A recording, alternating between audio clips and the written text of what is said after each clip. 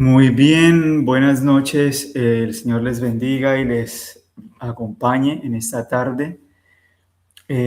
Para mí es un gusto poder en esta hora tener la oportunidad de compartir la palabra de Dios, de compartir el Evangelio. Y el Señor es bueno con nosotros, nos da la fuerza, nos da la vida, nos da la sabiduría, nos da el entendimiento. No hay nada bueno en nosotros.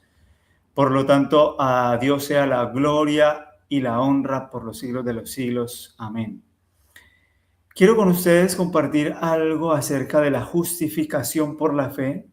Me parece a mí que es algo sumamente importante y necesario de comprender. Mm, es un tema indispensable, ya que se trata de la salvación. Es necesario que lo comprendan o lo comprendamos y lo sigamos comprendiendo a la luz de lo que dicen las Escrituras y comprendiendo pues que el Evangelio o el plan de redención será el estudio por los siglos de los siglos. Amén. Por la eternidad nosotros estaremos estudiando el plan de la redención, estaremos contemplando a Cristo, estaremos viendo a nuestro Salvador y extrayendo grandes lecciones para nuestra vida, de manera que perduraremos por la eternidad a los pies de nuestro Salvador amado, tratando de comprender su amor, porque su amor es demasiado insondable, ese amor que realmente sobrepasa todo entendimiento, como diría el apóstol Pablo. Así que es por eso que nosotros, seres humanos finitos, limitados, necesitamos la dirección del Espíritu Santo, la dirección del Espíritu Santo para que nos dé sabiduría, discernimiento espiritual para poder estudiar este tema tan indispensable, del cual yo sigo aprendiendo. Simplemente quiero compartir lo que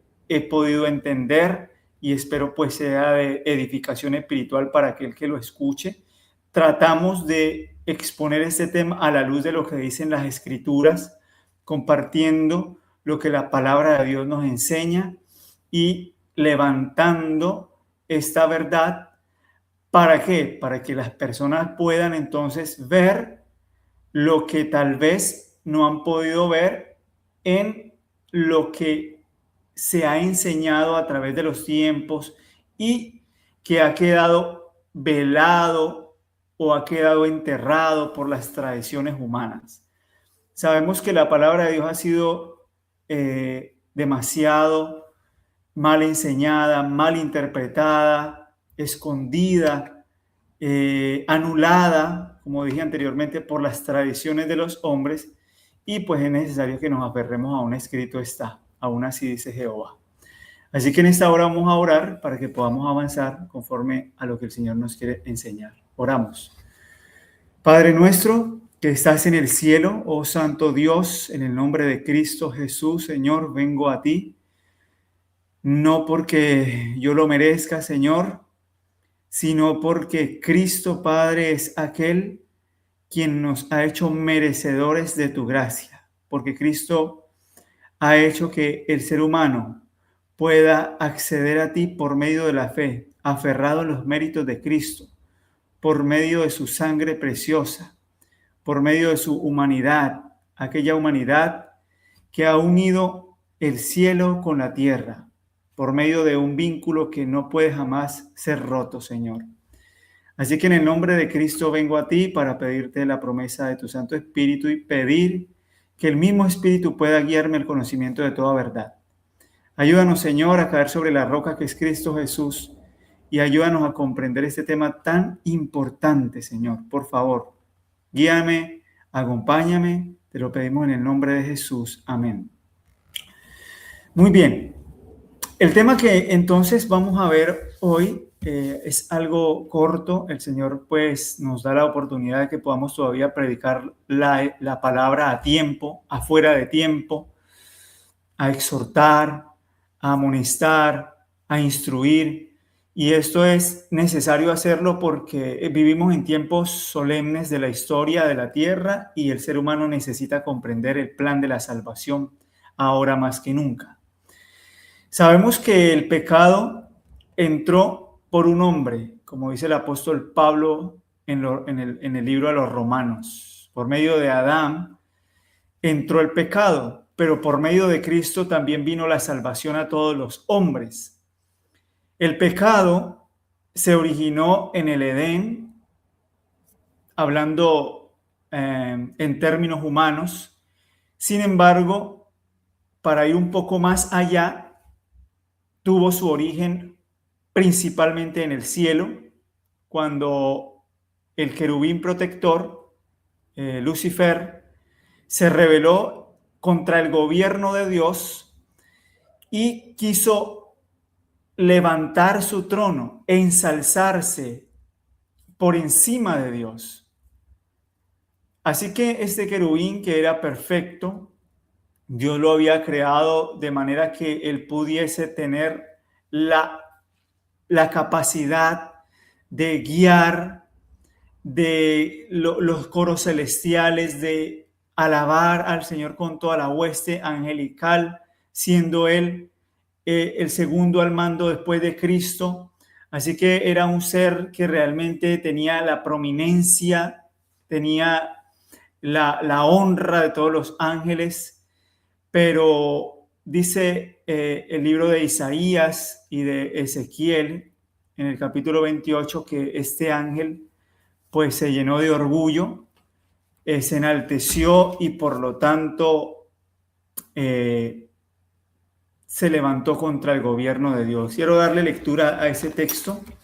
Vamos a ir al libro de Ezequiel y vamos a notar lo que dice la escritura acerca de este ángel caído o este querubín. Noten lo que dice Ezequiel capítulo 28 y versículos 12, vamos a leer hasta el 16, 17.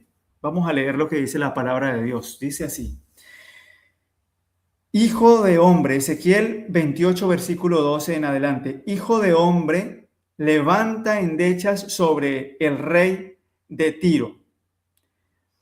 Aquí necesitamos aclarar que el texto está siendo aplicado metafóricamente al rey de Tiro.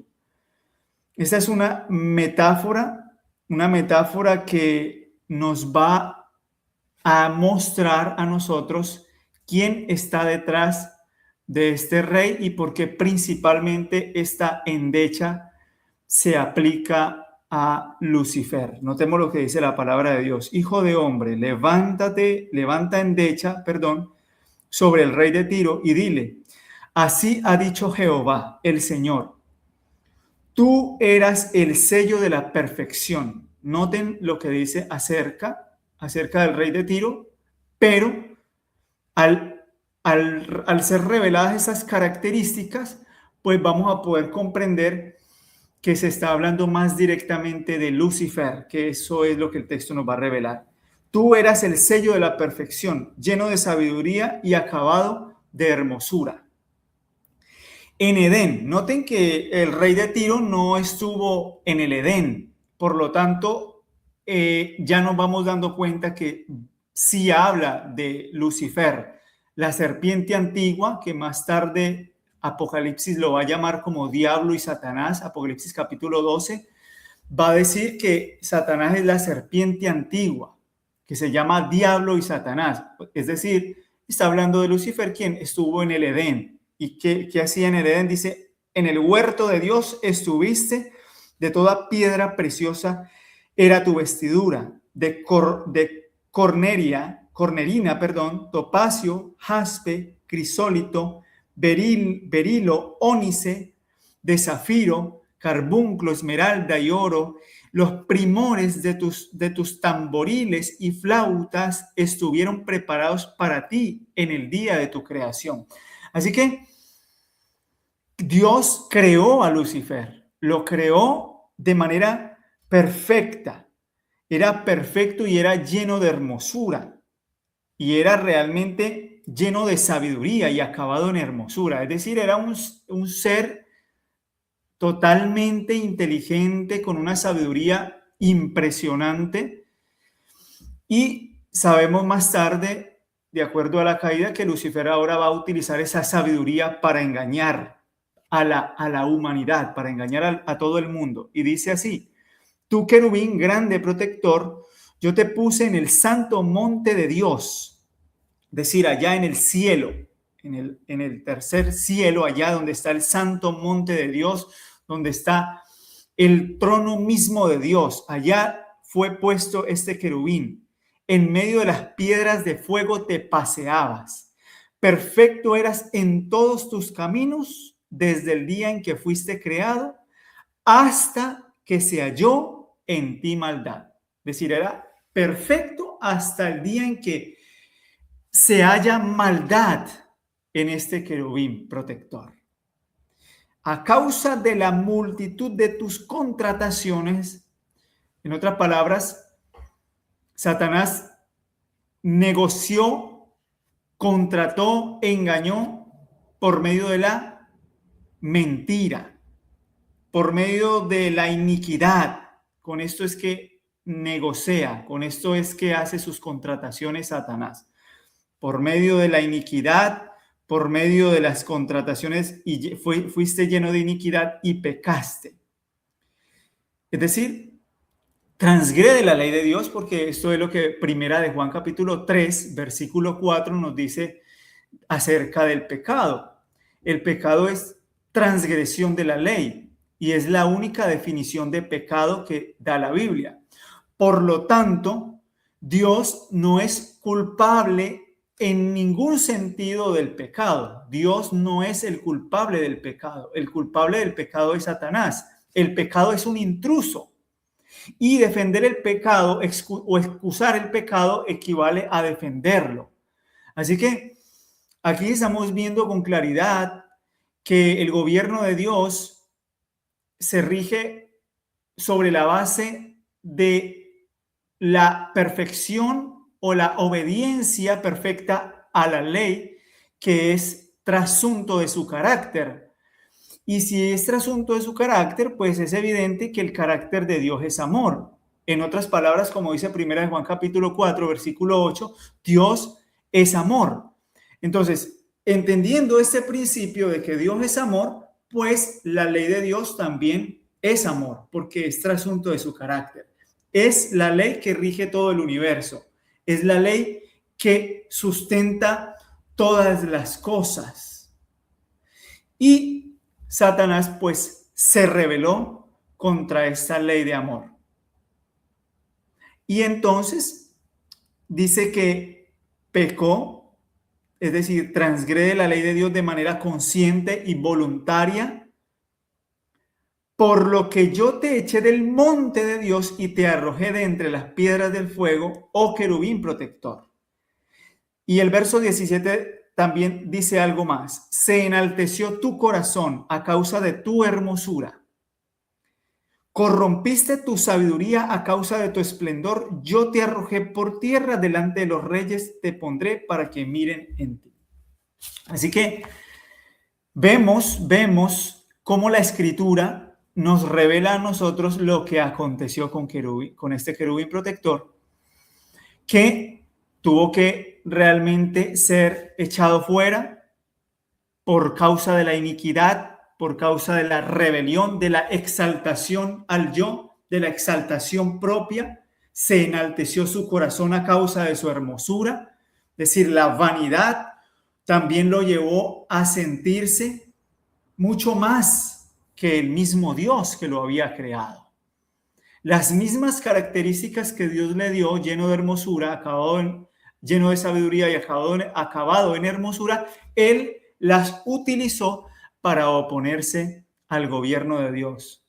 No las utilizó como una dádiva, no las vio como un don para servir al gobierno de Dios en amor, para servirle a Dios, para alabar a Dios, para glorificar a Dios, sino que la utilizó para glorificarse a sí mismo, para exaltarse a sí mismo y para oponerse al gobierno de Dios y transgredir su santa ley. Por esa razón es entonces que en el Edén, esta serpiente entonces hace o va y tienta, pone la tentación delante de Eva, quien fue la primera que cedió a estas insinuaciones, a esta voz del enemigo, que le dijo las palabras que si comes del árbol, ciertamente no morirás. Dios había advertido ya, Dios ya había puesto una barrera, Dios ya les había dado a ellos suficiente evidencia por medio de su palabra acerca de su gran amor, porque Dios permite que el ser humano pueda elegir por medio del libre albedrío, porque el amor no puede ser un medio o un instrumento para obligar, si no, no sería amor, ¿no? Entonces Dios, en su amor, permite y muestra al ser humano que puede elegir entre el bien y el mal. Pero sabemos que Satanás, al tentar a Eva, pues esta cae en sus palabras, en sus insinuaciones, cede a la tentación de manera voluntaria y por lo tanto, pues transgrede la ley de Dios, transgrede la palabra de Dios, se aparta de la voz que le dijo aquellas palabras de que no coma del árbol del conocimiento del bien y del mal, porque ciertamente pues iba a morir, como lo leemos en Génesis capítulo 3. Y la pregunta entonces que nace es, ¿por qué entonces, si la advertencia era que si comían del árbol del conocimiento del bien y del mal, morirían? ¿Por qué entonces no murieron al instante? ¿Por qué no se ejecutó la sentencia dada por Dios? Porque tan pronto como hubo pecado, pues también hubo un Salvador. Tan pronto como Adán y Eva transgreden la ley de Dios, ya Cristo se había dado desde antes de la fundación del mundo como sustituto y garante de la raza humana.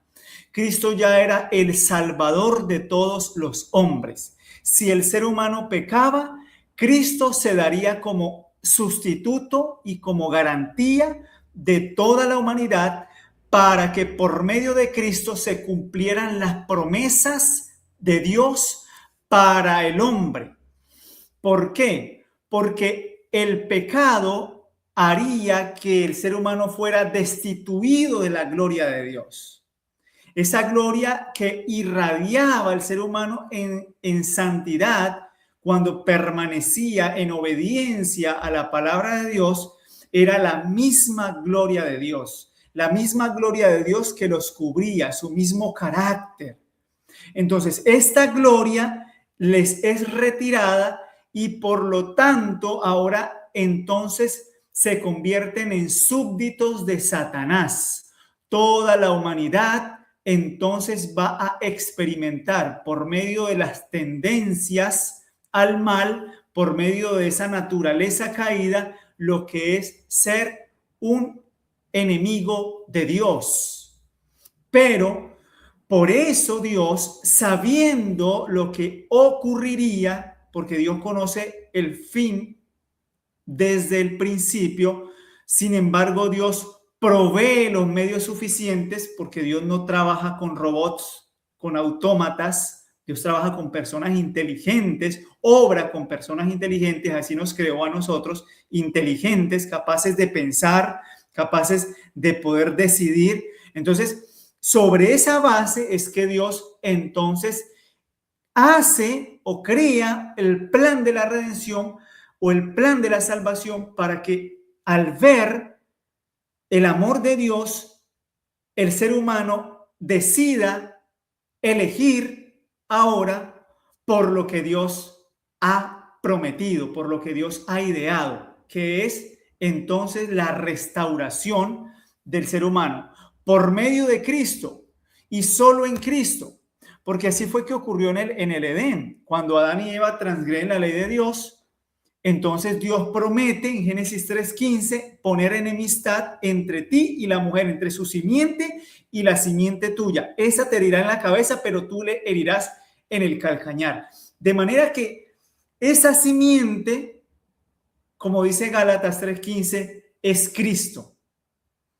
Y eso es lo que nosotros vamos a ver. Porque ahí, en Gálatas, es donde el apóstol Pablo va a explicar qué es ser justificados por la fe.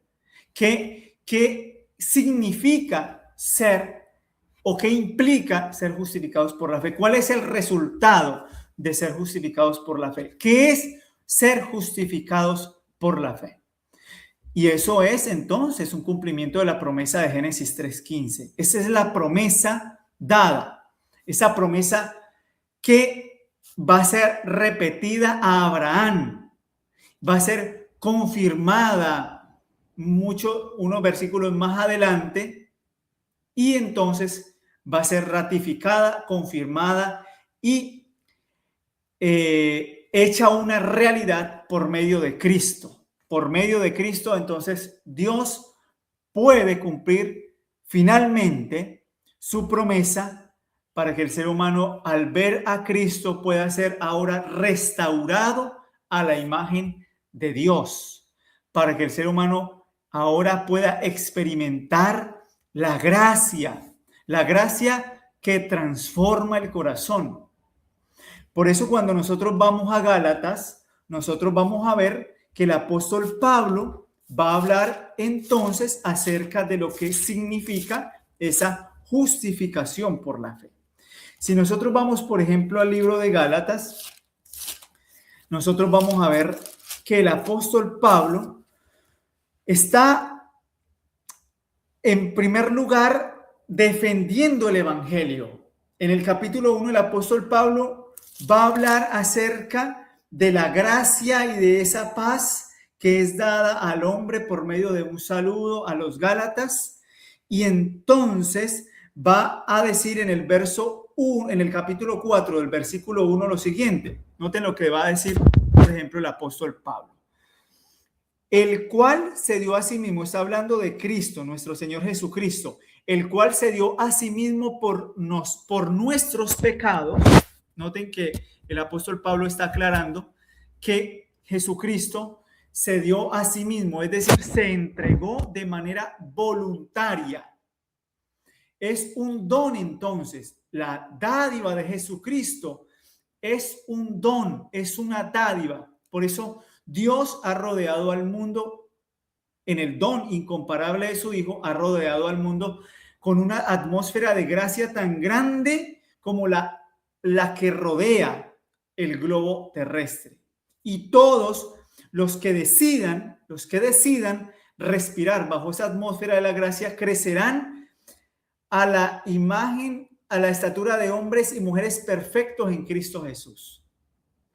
Por eso es que la gracia es gracia que transforma, porque al ver el amor de Dios por la humanidad en la dádiva del Hijo, el corazón se constriñe, el corazón es atraído por medio de la cruz. Entonces, en el cual se dio a sí mismo por nuestros pecados, Gálatas 1:4 dice, para librarnos del presente siglo malo, de este siglo malo en el que nosotros vivimos, de estos pensamientos pecaminosos, de esta mente carnal, de estos deseos y pasiones. De este presente siglo malo que nos asedia, que nos agobia, Cristo ha sido dado para librarnos precisamente de eso, conforme a la voluntad de nuestro Dios y Padre. Es decir, la voluntad de Dios es que el ser humano pueda ser librado de el pecado, librado de ese deseo de vivir en las pasiones y deseos de la carne, por medio de Jesucristo. Y en Cristo se logra estas cosas. Por eso el apóstol Pablo comienza entonces a defender el evangelio, a hablar acerca del verdadero evangelio, porque solamente existe un evangelio según Gálatas 1:7, no que haya otro evangelio, sino que hay algunos que os perturban y quieren pervertir el evangelio de Jesucristo. ¿De qué se trata ese evangelio? El apóstol Pablo, después de defender y después de amonestar a Pedro acerca de esta hipocresía que lo había llevado a apartarse de los gentiles, porque quería llevarlos a que se circuncidaran de acuerdo a la ley de Moisés. Entonces el apóstol Pablo, al ver que ellos querían ahora agregar obras a la salvación, entonces les amonesta al apóstol Pedro, de manera que la autoridad del apóstol Pablo y el discernimiento nos dan a nosotros la forma de comprender de que él entendía realmente que la salvación es solamente por medio de la fe de Jesucristo y no por las obras de la ley, porque el apóstol Pablo por eso dice en el verso 6, estoy maravillado de que tan pronto os hayáis alejado de aquel que os llamó por la gracia de Cristo para seguir un evangelio diferente. Es decir, ese evangelio que lleva al ser humano a querer salvarse por las obras de la ley, a querer salvarse por medios humanos, por medio de estrategias humanas, por medio de formas, por medio de estratagemas humanas, sin Cristo. Aunque profese seguir a Cristo, no experimenta la justicia por la fe en Cristo Jesús, sino la justicia propia. Y eso es lo que el apóstol Pablo comprendió. ¿Recibisteis el Espíritu por las obras de la ley o por el oír con fe? Dice Gálatas capítulo 3, versículo 2. Entonces, ¿cómo es que se recibe el Espíritu del Señor? ¿Por las obras de la ley? Es decir, por hacer obras, por tratar de guardar los mandamientos, por tratar de, en el contexto de Gálatas, de circuncidarse. De mostrar que realmente es un circunciso. ¿Acaso Abraham recibió la justicia por la fe estando circuncidado? El apóstol Pablo comprendió muy bien la justificación por la fe y es por eso que él resiste tal enseñanza y dice el apóstol Pablo que es de condenar. Pero queremos ver entonces de qué se trata la justificación por la fe, porque según Gálatas capítulo 2 versículo 16 dice lo siguiente: sabiendo que el hombre no es justificado por las obras de la ley, sino por la fe de Jesucristo. Nosotros también hemos creído en Jesucristo para ser justificados por la fe de Cristo. Otra vez el apóstol Pablo hace énfasis en la fe de Jesucristo y no por las obras de la ley, por cuanto por las obras de la ley nadie será justificado. Así que el apóstol Pablo pareciera estar diciendo que la ley o las obras de la ley no tienen ningún rol en la salvación. No tienen ningún protagonismo las obras de la ley. Pareciera que el apóstol Pablo está diciendo eso, pero el apóstol Pablo nos va a explicar entonces de qué se trata la salvación, de qué se trata la justificación por la fe, porque no somos salvos, como dice el apóstol Pablo, por las obras de la ley, pero somos salvos por medio de la justicia de Cristo, por medio de la fe de Jesús, la fe de Jesucristo. Vamos a ver de qué se trata esa fe. Gálatas capítulo 3, versículo 6 dice, así Abraham creyó a Dios y le fue contado por justicia. Sabed, por tanto, que los que son de fe, estos son hijos de Abraham. En otra palabra, el apóstol Pablo está diciendo que quien es justificado por la fe, quien acepta a Cristo por medio de la fe, al ser participantes de la fe, de la salvación, entonces somos hijos de Abraham, somos coherederos juntamente con Abraham de la justicia.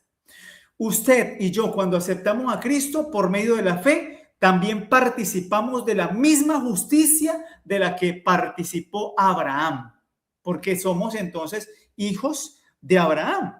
Y la Escritura, previendo que Dios había de justificar por la fe a los gentiles, es decir, a las naciones, previendo que Dios había de justificar por la fe a las naciones, no solamente el evangelio era para los judíos, no solamente esta nación era la que se iba a beneficiar del evangelio, sino también los gentiles. Todo el mundo, en otras palabras, toda nación, tribu, lengua y pueblo puede participar de esta fe cuando creemos en la salvación. Y entonces sigue diciendo Dios, y la escritura, previendo que Dios había de justificar por la fe a los gentiles, dio de antemano la buena nueva a Abraham. Es decir, Dios le predica el evangelio, la buena nueva. Fue evangelizado Abraham por medio de Dios, por medio de la palabra. ¿Y qué decía esa buena nueva? En ti serán benditas todas las naciones. Así que, ¿de qué se trata esta bendición? Notemos entonces lo que dice el verso 14 de Gálatas 3. Para que en Cristo Jesús, habiendo dicho el apóstol Pablo que Cristo nos redimió de la maldición de la ley, hecho por nosotros maldición, es decir, Cristo nos redime de la ley que nos condenaba por la desobediencia, nos condenaba a muerte eterna. Cristo entonces se hace maldición por nosotros, nos redime de esa condenación y entonces se hace un maldito, como dice la escritura, siendo colgado en un madero, para que usted y yo podamos entonces participar de la fe de Jesús, para que podamos ser salvos por su gracia, aquella gracia que Dios ya había de darnos conforme a su voluntad, como leímos anteriormente. ¿Para qué? Como dice el versículo 14 de Gálatas 3, para que en Cristo Jesús la bendición de Abraham alcanzase a los gentiles, a fin de que por la fe recibiésemos la promesa del Espíritu. ¿Y de qué se trata esta promesa? Si ustedes recuerdan, en Génesis capítulo 15, vamos por ejemplo a leer Génesis capítulo 15, porque el apóstol Pablo está hablando de Abraham, que Abraham fue justificado por la fe, recibió la justicia que es por la fe. Pero ¿dónde ocurrió esto? Por ejemplo, Génesis 15 nos va a dar a nosotros una respuesta maravillosa a lo que nosotros necesitamos comprender finalmente. Génesis 15 va a decir acerca de Abraham lo siguiente.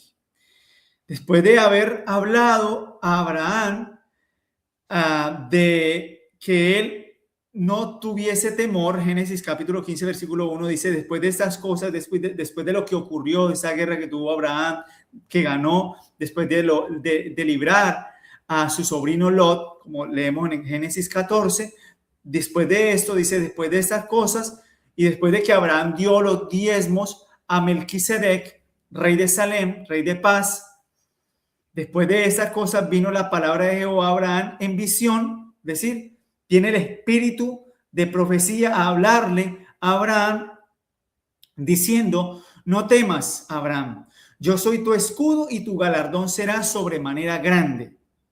Y respondió Abraham, Señor Jehová. Mire cómo interpreta Abraham las palabras del Señor.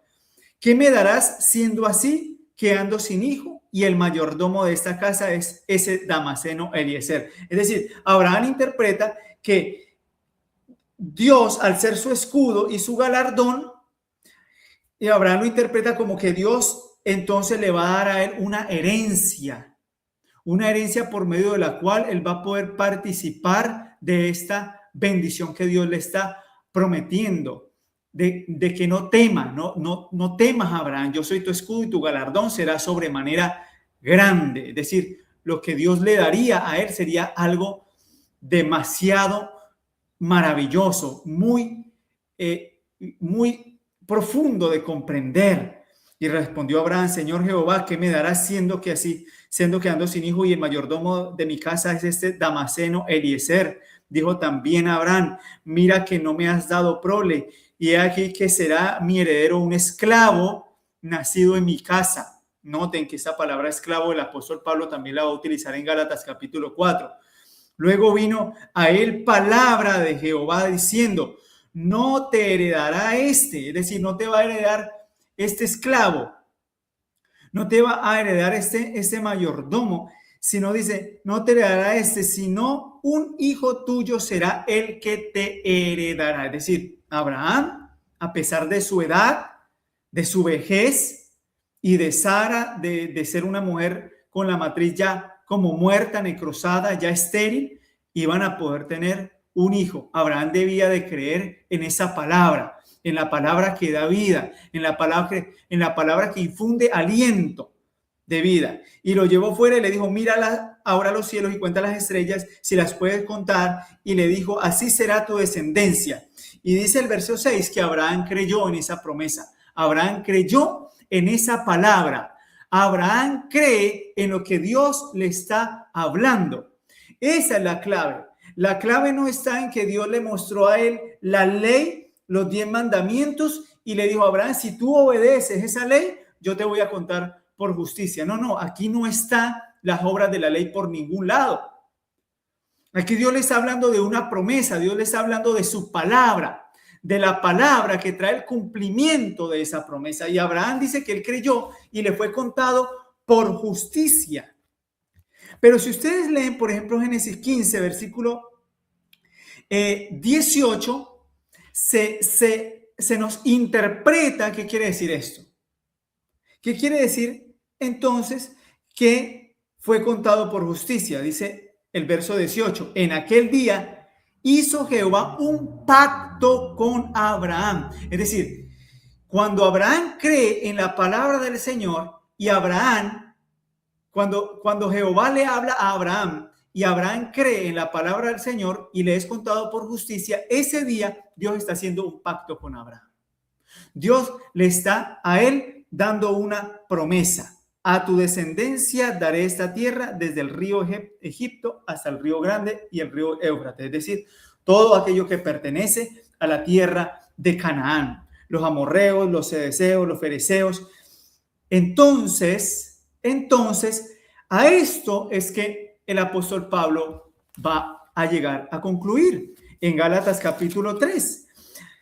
Recordemos que en ese día, como dice el verso 18, Dios hizo con Abraham un pacto. ¿De qué se trata ese pacto? Entonces, ¿qué es ser justificados por la fe? ¿Qué significa ser justificados por la fe? Ser justificados por la fe es ser hechos coherederos con Cristo, ser hechos herederos del pacto. Ser hechos herederos según la promesa. Herederos primeramente de la tierra prometida. Dios está colocando enfrente de Abraham la tierra prometida, la tierra de Canaán. Dios le daría a él esta tierra y al creer Abraham en esa promesa le sería contado por justicia. Pero nosotros sabemos que esta palabra justicia implica obediencia, porque justicia es ser justo, hacer las cosas justas. Obediencia es ser justo. Ser contado por justicia es por tanto ser hecho justo. ¿Cómo lo sabemos? Vamos a ver. Gálatas 3:14, 15. Hermanos, hablo en términos humanos. Un pacto, noten que el apóstol Pablo ahora va a hablar de ese pacto, aunque sea de hombre una vez ratificado, nadie lo invalida ni le añade. Ahora bien, a Abraham fueron hechas las promesas y a su simiente, no dice y a las simientes como si hablase de muchos, sino como de uno, y a tu simiente, la cual es Cristo. En otras palabras, cuando a Abraham se le da la promesa o el pacto, porque aquí el apóstol Pablo está haciendo una equivalencia uno por uno, promesa y pacto son una y la misma cosa. Entonces, cuando Dios le habla a Abraham de la promesa, le está hablando del pacto. Le está hablando del pacto y de la promesa. Y esa promesa dice, y ese pacto dice que fue hecho a la simiente, y la simiente es Cristo. En otras palabras, Cristo es la garantía de que la promesa o el pacto se cumple. Cristo es el garante de esas promesas. En Cristo no solamente se recibe el perdón, sino que se recibe la promesa del pacto. Porque Cristo es el verdadero heredero. Él es la simiente que heredaría las promesas. Y el verso 17 dice, esto pues digo, el pacto previamente ratificado por Dios para con Cristo. ¿Con quién se ratifica ese pacto? Con Cristo. la ley que vino 430 años después, es decir, cuando Dios da la ley en el Sinaí, que esto podría ser otro tema también, Dios no está invalidando el pacto, la promesa, no. Esa ley, esos 10 mandamientos dados en el Sinaí al pueblo de Israel, no invalidan el pacto, no invalidan la promesa, no la abroga para invalidar la promesa. ¿Por qué? Porque Dios de antemano había dado la promesa. Por lo tanto, la salvación no es por la ley, es por la promesa, es por la fe de Jesucristo. Es por la fe de Jesucristo, porque Cristo es el que cumple la garantía, las promesas del pacto eterno. Cristo es el garante. Por eso es por la fe de Jesucristo. Por eso es que el apóstol Pablo en Gálatas 2:16 dice que el hombre no es justificado por las obras de la ley, sino por la fe de Jesucristo, porque Cristo es el garante de las promesas del pacto eterno. Y entonces dice, porque si la herencia es por la ley, ya no es por la promesa, Gálatas 3:18, pero Dios la concedió a Abraham mediante la promesa. Ahora, para ir de manera bien específica y puntual, vamos a ver de qué se trata ese pacto, porque Dios está hablando de un pacto.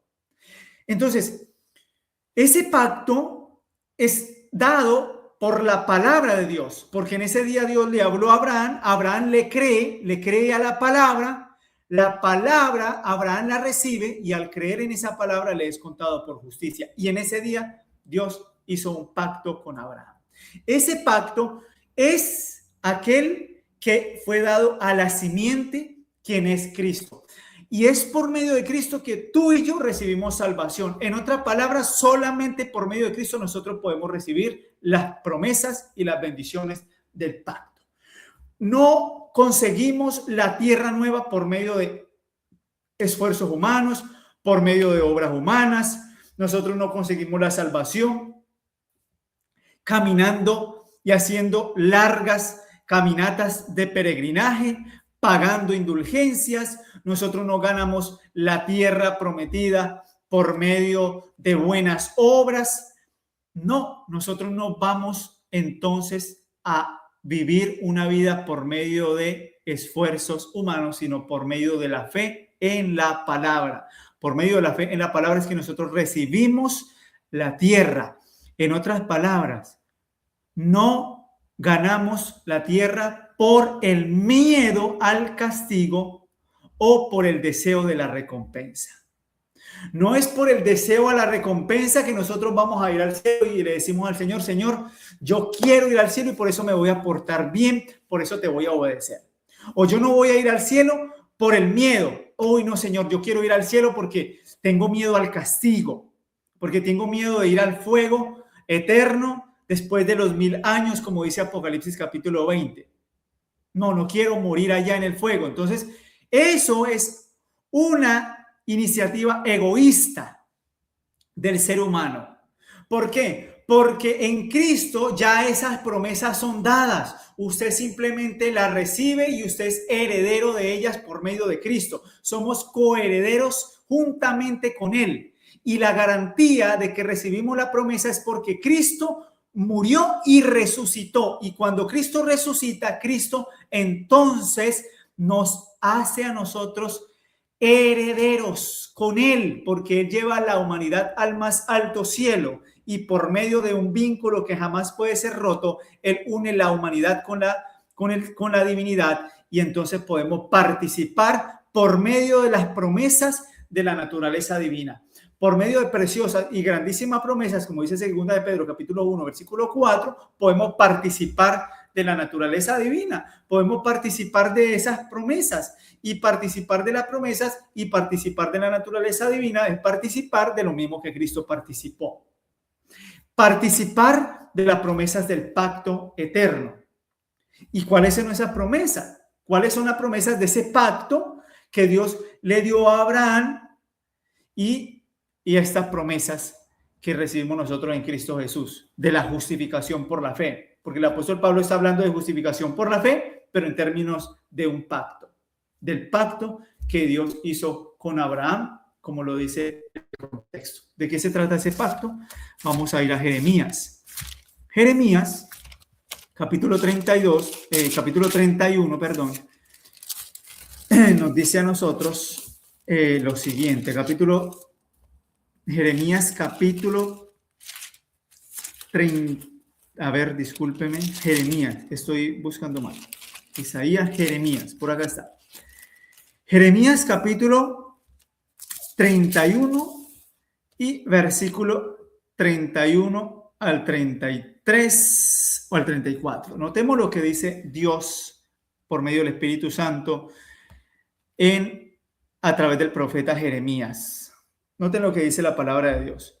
He aquí vienen días, dice Jehová, en los cuales haré nuevo pacto con la casa de Israel y con la casa de Judá. Yo quiero hacer un paréntesis acá.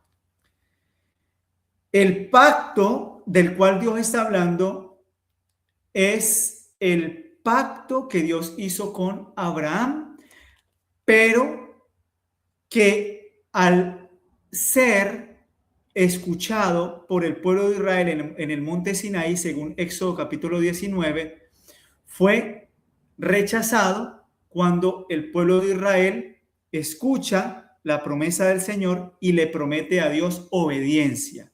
Cuando Israel le promete a Dios obediencia y le dice, sí, Señor, todas las cosas que tú dices, haremos.